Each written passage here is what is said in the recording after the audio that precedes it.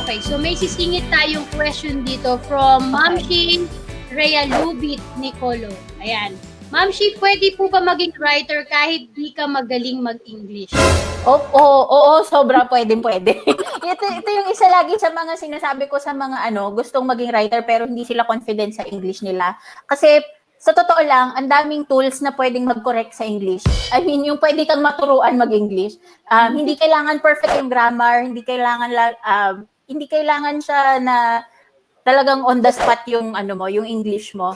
Una sa lahat kasi may mga tools kasi na pwede mong gamitin para mahasa ka sa grammar and spelling eh. So kahit kung nagsa-start ka, okay lang kahit hindi ka magaling. Tapos pangalawa, pwede ka naman mag-target ng local clients. Kung gusto mo magsulat ng Tagalog, pwede naman yon. Ang dami kong kilalang mga copywriters, yung mga nagsusulat ng ads, mga FB ads, or even mga content writers mismo nagsusulat ng blogs. Taglish nila sinusulat yung mga content or yung mga copy na ginagawa nila. Kasi ang target market ng kliyente nila, Pilipino, marunong umintindi ng Taglish. So hindi talaga siya wala talaga siya sa English, sa galing mag-English. Talagang kung gusto mo magsulat sa English, matututunan mo siya eventually. Pero kung gusto mo mag-focus na Tagalog or Taglish yung susulatin mo, okay lang din. As long as yun yung target client mo, walang problema. Nice. Kasi marami dyan na hindi confident. Ouch. Hindi confident na mag-English siya, especially sa, kumbaga nag-worry sila, naku, hindi po ako magaling mag-English, may magagawa pa ba ako? So ito, ayan, narinig nyo from the expert, especially pwede naman po, so depende sa target client nyo.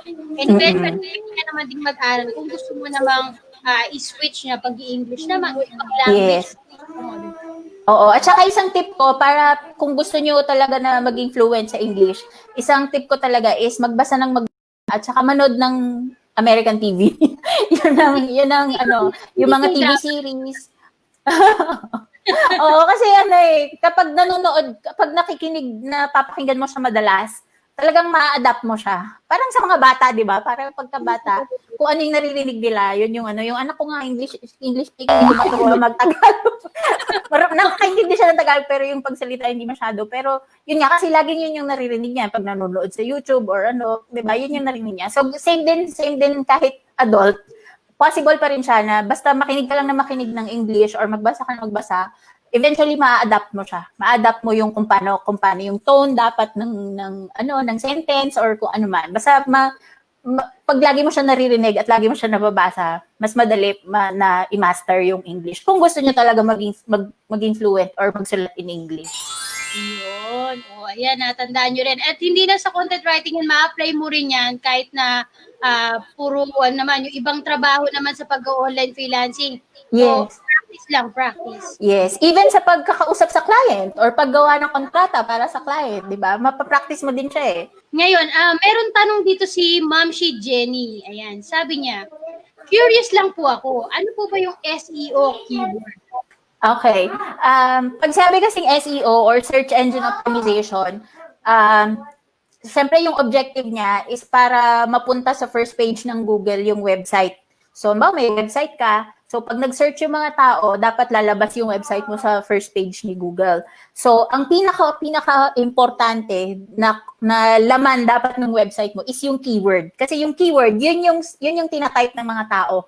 Okay? So, kung halimbawa, may website ka about skincare, let's say skincare.com, tapos nagbebenta ka, for example, ng facial cream or kung ano man. So, pag nag-type dapat yung mga tao, naghanap sila, what is the best facial cream? So, dapat lalabas ngayon yung website mo sa first page ni Google. So, ang pinaka-keyword mo doon is what is the best facial cream? So, dapat yung key phrase na yon dapat laman siya ng website mo. Dapat nandun siya sa website mo para malaman ni Google na, itong website na to, sinasagot niya yung tanong nung tao na to na nagsisearch na what is the best facial cream. So, ito yung ibibigay ko sa kanya. Ito yung ipapakita ko sa kanya na website. So, again, key phrase is kung ano yung mismo yung tinatype ng mga tao sa Google. So, whatever that phrase is, depende sa inyo kung anong tinatype nyo sa Google, kung ano man hinahanap nyo. So, as long as yung keyword na yon nasa website, so may potential na siya yung lalabas sa first page ni Google. Wow! Ayan, so far, I hope na Marami kayong natututunan at naku, mukhang nakikita ko na yung interest nyo dahil marami na nagko-comment sa atin ng mga ganyan. So, ibig sabihin, interesado sila na matutunan to at curious sila kung ano ba yung SEO and content writer or Mm-mm. content specialist. Okay, so saan ba madalas makahanap ng mga clients pag ganito yung niche? Or siguro depende sa niche. Yung mga client ko before, yung mga una-una kong clients, lahat yun nahanap ko sa Online Jobs PH. So hanggang ngayon, actually kapag nag-check, bihira na kasi ako mag-check doon ngayon pero pag nag-check ako, meron pa rin mga naghanap ng content writers na may idea sa SEO or at least may background sa SEO. Pero so that's one, Online Jobs PH, pwede. Kung may Upwork, so when I was starting, nakakuha rin ako ng ilang clients sa Upwork. Pero ngayon, mostly sa Facebook na. Facebook na ako nakakahanap ng mga clients. Kasi kapag again, dapat pag nagsisimula ka kasi, meron kang idea kung ano yung mga gusto mong sulatin or at least kung ano yung mga type ng clients na gusto mong makuha. Para kapag clear sa'yo yon, alam mo kung kanino ka ko-connect sa Facebook.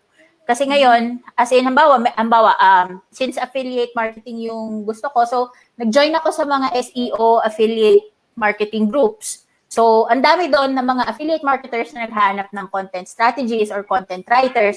So, syempre, pag naghahanap sila, pitch agad ako or connect agad ako sa kanila, di ba? So, actually, mas madali na nga ngayon sa Facebook kaysa sa mga job boards. Kasi lahat ng tao nasa Facebook na, even yung mga business owners, lahat nasa Facebook sila. So, yun, Facebook, tapos, syempre, yung mga online job boards, nandyan pa rin yan, marami pa rin nagpo-post ng mga looking for content writers or content specialists na may background sa SEO. Nice. So, pwede rin naman kunwari sa LinkedIn kasi may mga ano din doon di ba mga professional. Yes. Oo. Pag LinkedIn, maganda yung LinkedIn pag business to business yung yung service mo. So for example, yun nga, SEO content kasi usually sa business ka naman nagpi-pitch ng service ng content writing So maganda yung LinkedIn. Okay din siya na makakonect sa mga CEOs ng mga startups, lalo na pag yung mga startup companies, yon okay kumonect sa LinkedIn. At may mga nagpo-post din doon ng mga job openings na pwede ka rin mag-pitch. Ayun sabi nga ni Ma'am Shiraya Lubit, aspiring po. Ayan. Isa Nice. Nakakatuwa naman at ayan, marami nga nagko-comment sa atin at nakikita ko interesado talaga sila. Ayan, so ano ba yung mga, kanina nabanggit natin, pwede naman phone or pwede naman kahit na Tagalog lang. Ano pa ba yung mga ibang requirements or dapat nilang pag-aralan kapag gusto nila maging isang content writer or content specialist? Siguro, hindi naman siya requirement talaga, pero ang lagi kong ina-advise kapag nagtitrain ako ng writers is mag-set sila ng yung swipe file na tinatawag. So, basically, pag mag-search ka lang sa Google ng kahit anong topic na interesado kang isulat, tapos, i-collect mo lang yung mga links nila, and then keep it in one file so that pag meron kang idea na gusto mo isulat, review mo yung mga links na yon and then see kung paano yung style nila, kung ano yung mga slang or yung mga common phrases na ginagamit nila para meron kang guide, okay? Meron kang sample ng style na gusto mo. So, actually, hindi nga siya required kasi may mga iba na kahit naman may swipe file ka, depende pa rin minsan sa client. Kung ano yung gusto ng client, dapat syempre yun yung yun yung magiging output mo. Pero yun yung lagi kong ina-advise na kapag wala pang idea sa content writing, is maghanap ka lang ng mga content or mga blog articles na tingin mo tumatatak sa'yo. Yung tumatatak sa'yo as a reader, yung even yung mga ads sa Facebook, yung alin doon yung mga ads na napapaklik ka, di ba? Ibig sabihin effective siya, di ba? So yung mga ganon, so i-save nyo yung mga ganon kasi may kapag time nyo na magsulat, may makukuha kayo doon na idea kung paano siya gagawin. Ayun, tama yun. Kumbaga, dapat observant ka din sa mga napupuntahan yung topics para and then mag-ano ka parang i-adapt mo yun sa sarili mo tapos improve mo para sa sarili mo. Yes. Nice. Yes. Ayan, may mga nagtatanong dito, magkano po ba yung karaniwang kinikita pag ganyan, content writing? Okay, depende. Depende talaga siya. Kasi kung content writing, siguro nasa at least $20 above.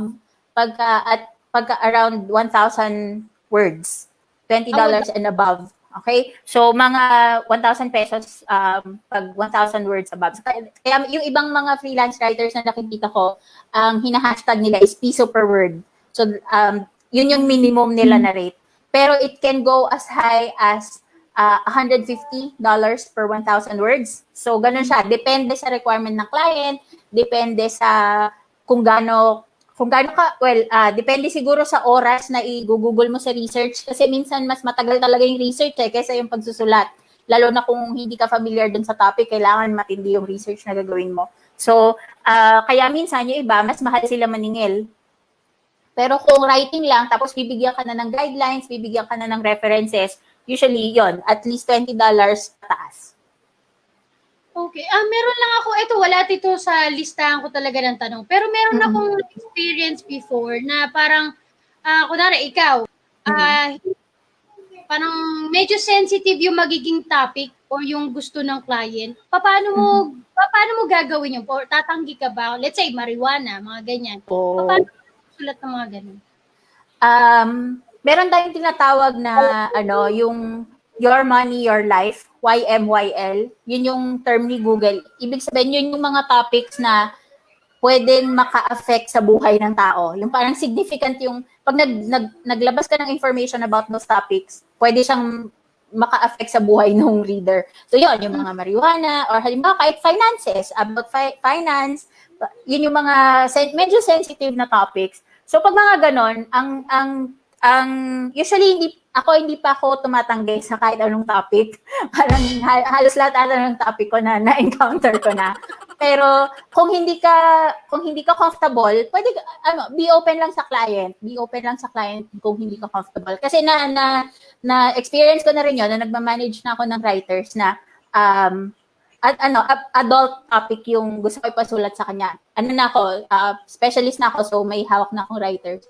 Tapos, nag-no talaga siya. Sabi niya, hindi siya comfortable na isulat yung topic na yun, which is fine. So, inassign ko na lang siya sa ibang writer. Okay lang yon. So, just be open.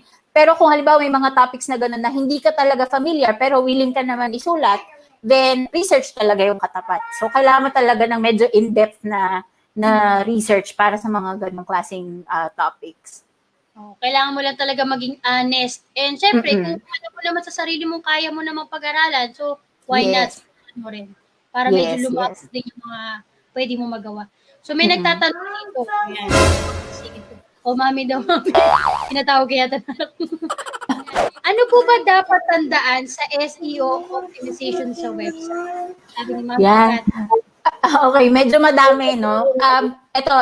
If halimbawa na hindi kayo confident sa content writing, pwede kayong mag-offer lang ng SEO service lang, which means yung optimization lang muna ng website. Medyo technical siya kasi kailangan gamay mo yung WordPress or kung ano man yung platform na gamit ng client. Pero kung kung optimization mismo ng website, number one, dapat maganda yung laman ng content. So, dapat maganda yung pagkasulat, dapat optimize yung keywords. Again, sabi ko kanina, yung keyword na tinatype mismo ng mga tao, dapat nandun siya sa website. So, that's one.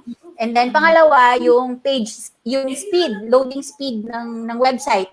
Kailangan mabilis siya. Kasi kung hindi siya mabilis, kahit gaano kaganda yung laman ng website mo, kung mabagal naman siya mag-load, hindi rin siya magugustuhan ng reader. Or ang bagal naman ito, sige, yung next page na nga lang yung i-click mo. Diba? Yung ganun. So, dapat mabilis yung website.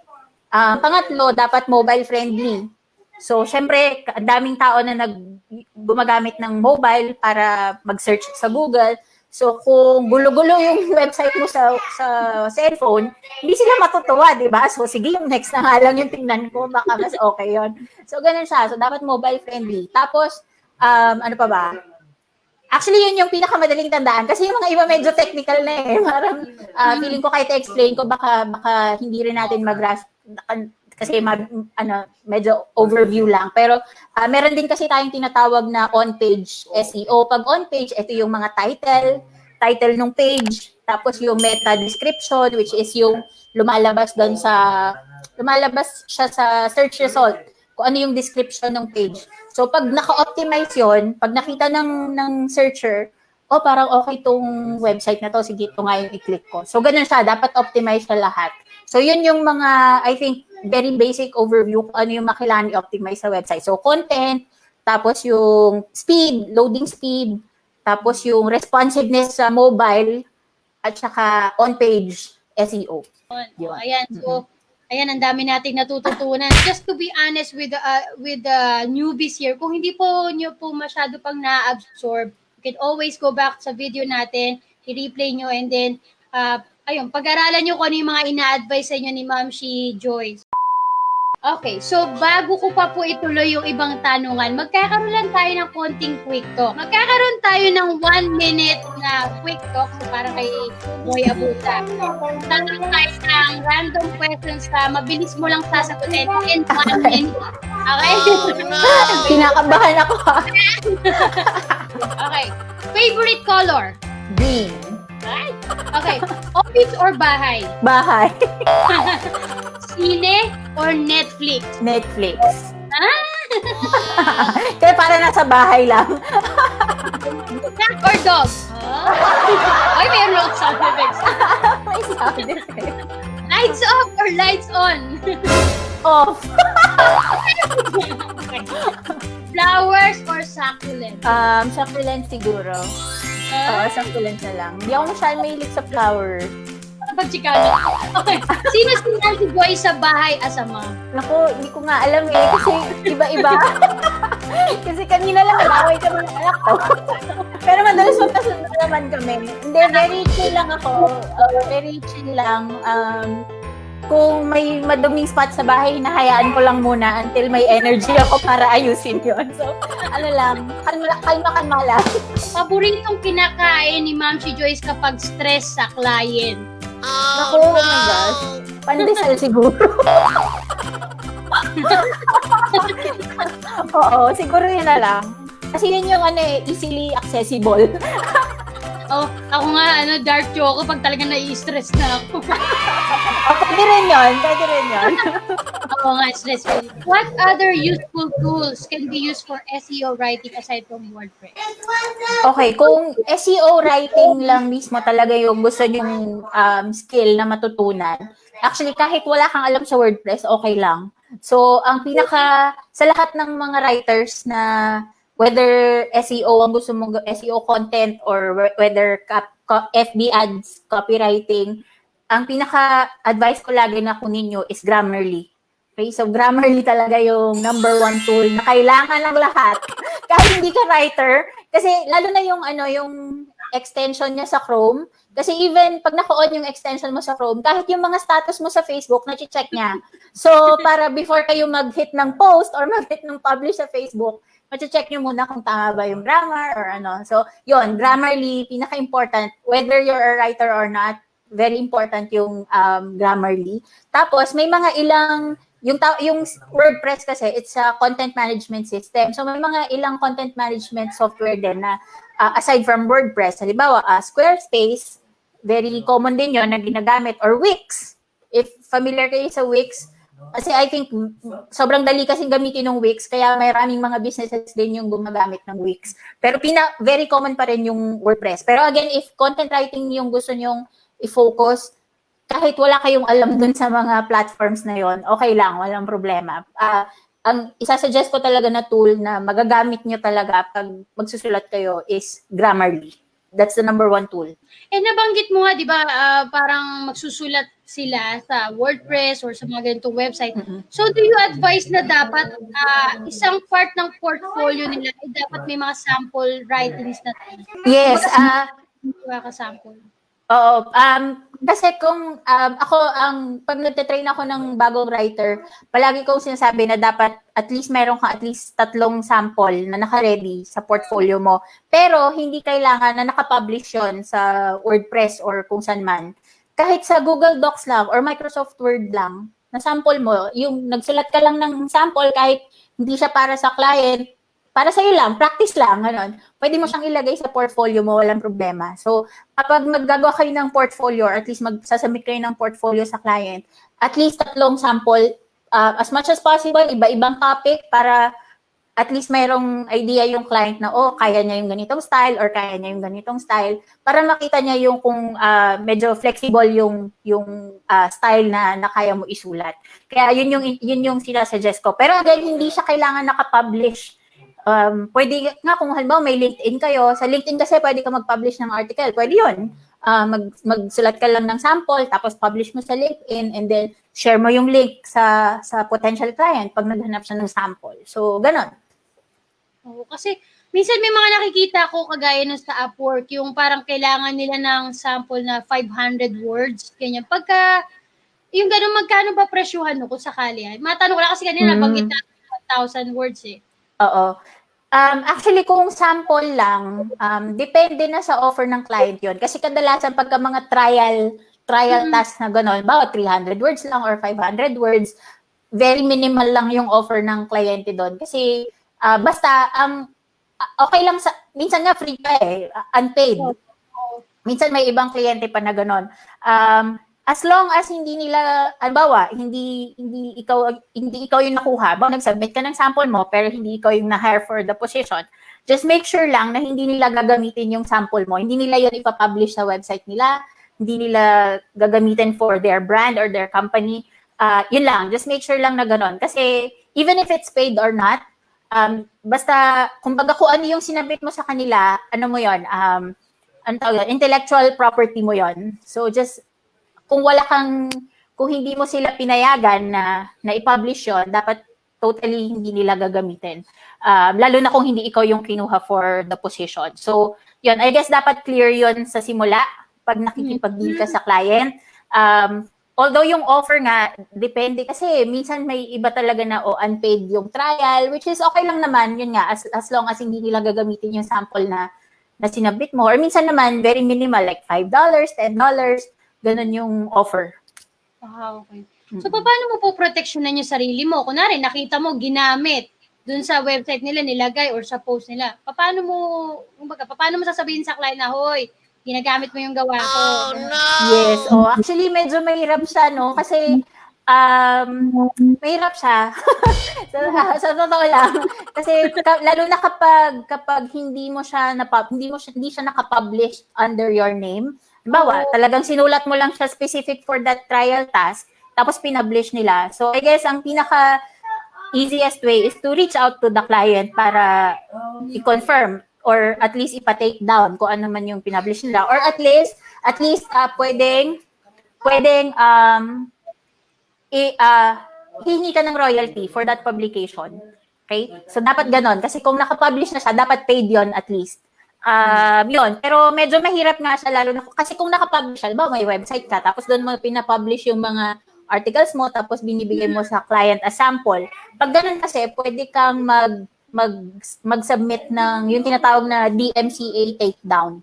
So, pag DMCA, Digital Millennial Copyright Act, ibig sabihin, sila yung magpupush na tanggalin yung content mo doon sa website na nag-publish nung content mo. So pag ganun, mas protected ka pag naka-publish yung content mo under your name. Pero kung hindi naka-publish, yun, I guess the easiest way is to reach out to the client and yun lang, hihingin mo lang talaga na kailangan bayaran yung content na yun or take down, as in totally tatanggalin nila. So mas maganda pala bago mo ibigay dun sa client is magkaliwanagan muna kayo, oy, hindi mo dapat i-publish. Dapat i-copy ka. Kunwari sa sarili mong website na gano'n na, ito, pruweba mo para may ebidensya ka. Yes. Kaya dapat marunong din talaga tayo makipag-deal sa client na, kasi minsan ang napapansin ko sa mga Filipino freelancers, medyo nahihiya silang maging assertive sa kliyente kung ano yung sa tingin nila na terms na for them, yung terms nila mismo as a writer. Kaya dapat yung terms and conditions dapat nakalatag yan bago mag-agree sa gusto ng client. Especially kung direct ka makikipag-work dun sa client, no? Yes. Ayan, so ito na lang. Alam ko marami ka nang na-advise. Marami ka nang na-share sa aming mga tips and guides. So, pero, especially for newbies, ito, huli na lang. Ano po yung mga talagang ma-advise mo pa na, lalo na sa mga magsisimula pa lang sa ganitong larangan? ang pinaka magandang advice na pwede ko talaga ibigay sa mga gustong mag-start is to just start. Talagang magsimula ka lang somewhere. Halimbawa, sinasabi mo sa sarili mo na hindi ako marunong kasi magsulat eh. Try mo lang magsulat ng isang sentence ngayong araw. And then isang sentence ulit bukas. Yung isang fina-follow ko pagdating sa writing kasi minsan natatambakan ako ng mga content na kailangan gawin ganyan. Yung isang fina-follow ko is yung no zero day. So, hindi dadaan yung isang araw na wala akong isusulat. So, ganun siya. Kahit na isang word lang yan, alam mo yun, talagang magsimula ka lang. Kasi lahat naman tayo beginners at some point. Talagang nauna lang ako, parang gano'n, nauna lang ako. Kaya ako nagkaroon ng experience. Pero nung time na hindi ko rin alam yung gagawin ko, yung nag-start ako, wala rin akong idea. So, nag-start lang ako, nag-try lang ako. So, yun yung lagi ko sinasabi na, just start. Kumbaga, kahit na isulat mo kung ano yung happening sa buhay mo, Yes. mo, di ba? Yung alam mo makaka-relate ka. Yes, hindi exactly na kailangan na about agad siya sa niche na gusto mong pasukin or technical siya agad. Hindi ganon. Basta magsulat ka lang ng something na sa tingin mo makakatulong sa'yo na mag-practice ng English or sa tingin mo makakatulong sa'yo mag-express ng sarili mo in terms of writing. So, gawin mo lang siya paunti-unti. Hindi naman kailangan na agad, 1,000 words agad. Pinahirapan mo na yung sarili mo, ayoko na. Kumbaga kahit na, huwag mo na intindihin mo na agad kung tama ba yung grammar mo o yung sentence. Yung iba kasi parang, maganda yun. Yung parang, naku, bak tama kaya to kasi ako lagi na lang kinokorek ni Grammarly. Tao lang to, Hindi, pero maganda yung sinabi mo na kasi nung nagsusulat ako ng libro ko, parang nung simula, parang lagi kong ini-edit yung iniisip ko. Ini-edit ko yung sarili ko habang nagsusulat ako. Which is na-realize ko, ang tagal ko matapos, parang hindi siya, ang sabi ko nga, hindi ako gumagaling magsulat because ini-edit ko yung utak ko. Pero tumatagal lang ako lalo. So, ang ginagawa ko, sulat lang ako ng sulat.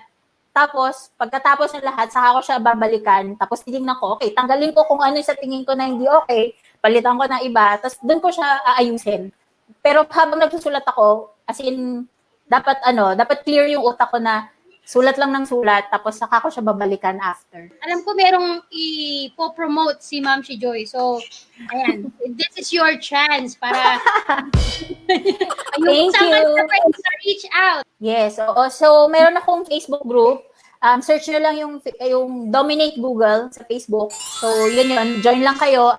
Every week, nagla-live ako doon para marami na akong topic na na-cover pero all about SEO and content writing. Talagang medyo marami na akong na train doon sa group na yon. So, join lang kayo doon. And then, meron din akong book. Available siya sa Amazon. Actually, magpapa-pre-order din ako ng print dito locally. So, siguro join na lang kayo sa group para pag in-announce ko kung kailan yung pre-order. Ilalagay ko yung link ng group mo sa description. Yes, yay! Yung book ko pala, it's Content Writing 101. So, very basic, like step-by-step process kung paano kayo matutulungan na makapag-start ng content writing or makapag-offer ng content writing as a service. Oh, di ba? Bongga! Nakakatuwa. And, Ma'am Keith, mag-join po kayo sa group niya kasi ako mismo naka-join din po ako doon. And, naka-join din po siya sa group natin. So, kapag may mga tanong about dyan, natag ko talaga siya. Yes, feel free to tag me kung may tanong kayo about SEO and content writing. Talagang very warm naman yung community ni Ma'am Si tsaka sa Dominate Google. Talagang I try to answer as much as I can. Ma'am Si Joyce, maraming salamat sa pag-share mo ng lahat ng ito at kahit medyo naglalag tayo ay tuloy-tuloy lang po yung naging discussion natin. Maraming salamat. So, sana maulit pa, magkaroon pa tayo ng mga susunod na interviews kagaya nito. Salamat sa iyo. Thank you, Ma'am Si. Salamat po sa lahat ng nag-join at nakiisa sa ating discussion for tonight, sa lahat ng mga nagtanong. Shoutout po sa inyong lahat and magkita-kita po ulit tayo sa mga susunod nating videos at live dito sa ating channel at sa ating Facebook page. So, have a great night mga kamamshi, mga ka-home-base kada. Bye for now! Bye-bye! Bye! Bye-bye!